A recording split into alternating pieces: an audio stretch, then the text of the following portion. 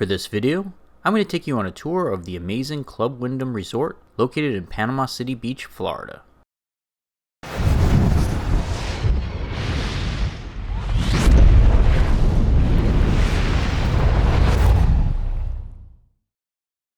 As someone who was born and raised in Florida, I kind of grew up on a beach, and in my case it was Pompano Beach, Florida.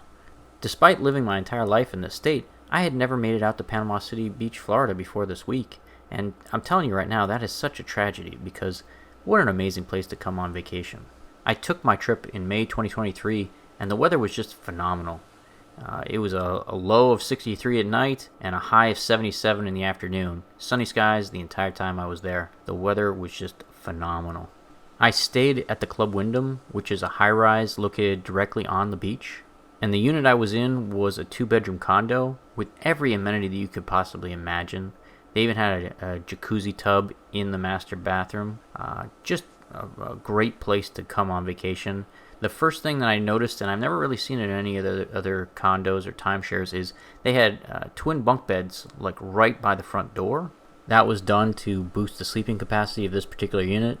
I believe this condo can accommodate up to 8 people.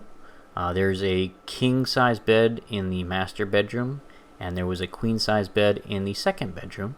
And I also believe the sofa in the living room will fold out and turn into a sleeper, so that's how you can comfortably accommodate 8 people in this particular condo. This condo really did have a great layout. There were multiple doors in which you could access the balcony that overlooks the pool and Gulf of Mexico. There's a small French door in the master bedroom where you can basically walk out to the balcony, and they have a large glass sliding door where you can access the balcony from the living room. The Club Wyndham Resort had multiple pools. The main pool is between the building and the beach. There is a secondary pool that's across the street next to the parking garage, and that secondary pool has kind of a splash pad and kiddie pool too, so there's about 3 total pools if you include the kiddie pool. There's also a jacuzzi, a very large one, and that was probably the most popular part of the resort, and that jacuzzi is next to the main pool that's right on the beach.